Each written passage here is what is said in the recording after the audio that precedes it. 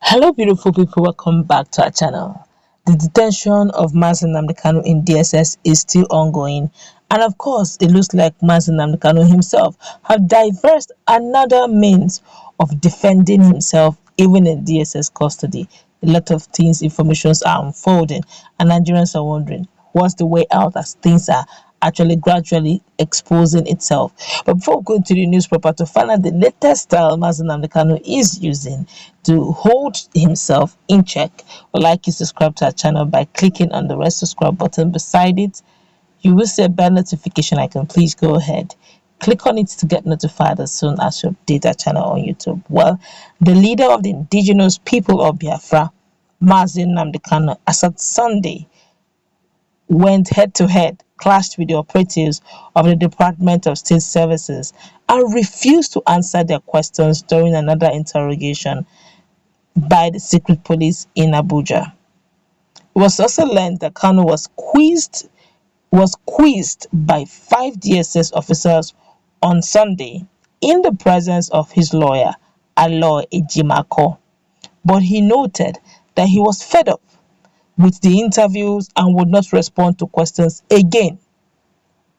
It was also gathered that the DSS panel in turn told him that on Sunday was the last interview they would have with him. The DSS interrogated him again that Sunday with five officers in the presence of his lawyer, Aloy Ejimako. He refused to answer any question and only responded in syllables, as in yes, no, yes. Are you serious? He told them he was not going to do any more of their interviews. The DSS panel in turn said this would be their last interrogation, a top source revealed. As at last Wednesday, reports has it that Kanu for the first time was interviewed by DSS officers in Abuja in the presence of his lawyer Ejimako. It has been reported as well that it was during that interview that the revelations of what happened to Kanu in Kenya came out. Kanu was interviewed by DSS agents yesterday, as at Sunday, in the presence of his lawyers. He had injuries on his neck and wrists from torture. They said they didn't know who he was. They chained him to the floor for 6 days, but they became nice to him once they found out who he was, the top source had revealed. As at July 7, reports has it that Kanu told his lawyers that he was mercilessly beaten and tortured in East African country before his extradition to Nigeria. One of IPOB's leading lawyers had reviewed this in an interview, noting that the Kenyan authorities will be dragged to the International Criminal Court to answer for the brutality. The lawyer had said there was a clear collaboration between the Kenyan government and the Nigerian government, and I'm happy that they are now denying the fact that Kanu was arrested in there. But by the time we finish with them at the International Criminal Court, they will never remain the same. He was arrested at the airport there and he was taken to an unknown residence. He was subjected to inhuman treatment. Kanu was tortured, maltreated, and mercilessly beaten, as confirmed by him to us. The lawyer said after spending 8 days in their illegal custody, they now beckoned to the Nigerian government. Kanu was lifeless and unconscious by the time they were bringing him to Nigeria. To tell you the level of their conspiracy and desperation to get him, they brought him here on Sunday, and the federal government is fully aware that I am his legal counsel. He was brought into the country and inflicted with several injuries, and and he is having a number of medical issues today. It was at the behest of the federal government that Kenya was doing those things. This is against all international laws. We are going to address an international court at that level. Mm. You know, as at sometime last week, the actually two lawyers, Ifeanyi Ejimofo and Aloy Ejimako. The two of them have been working in synergy. Don't forget, at the beginning, if you have been following this very serially, you will notice that chronologically as well, you will notice that as of 2017, when he left the country due to a lot of security issues, It all started with Aloy Ejimako. Aloy Ejimako was the right hand man that started the whole process.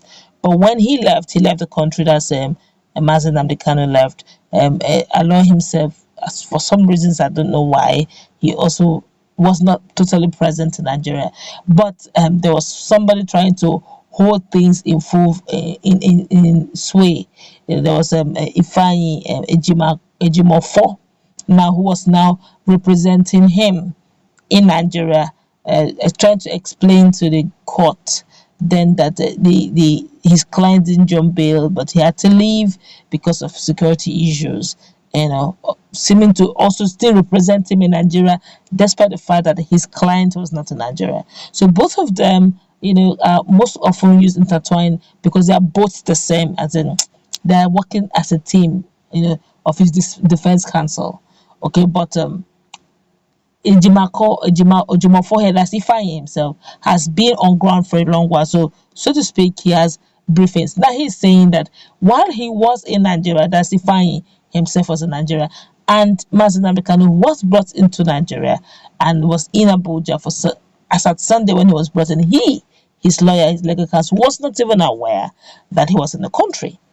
See, he even got to know about the presence of Mazen Nnamdi Kanu being in the country. The first time he heard it was on social media. On finding out and all that, he now realized, okay, truly, this man is in country. Mazen is actually in the country.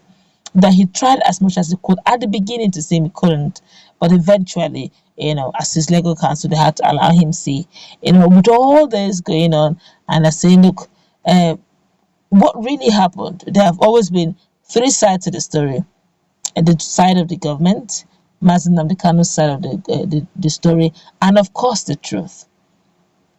And so far, as of Sunday, the time he was brought back into the country, everybody had the government side of the story, and everybody were also itching to know the Mazen and the Kanu side of the story. And of course, for some reasons, he probably decided to keep mum and not say anything until he got to see his lawyer. Even when they brought him to the court, he was actually bold enough to speak, But now, a lot of information as when he saw his lawyer, of course, at that stage of seeing his lawyer, they will not allow the lawyer to have encounter with him alone. I'm sure there will be one or two presence of security personnel to be sure that there are no special classified information he's leaking, that they are not in the know. All right, so they had a series of interviews, or had some interviews, and he's like, I'm not going to talk again. Whatever it is, ask me this question in court. And judging the fact that even the court session has been postponed due to the vacation that the judiciary section arm of the government, it will be going through as at July 26th. I think they will start it at July 26th, and that also coincides with the date set for the hearing. So it may likely be shifted to sometime in September when they will resume. And when they resume, they will definitely give a new date to that. So you see, that was probably going to be a very long wait. Well, that's what we're going to wrap it up. Let's meet in that comment section. What's your take?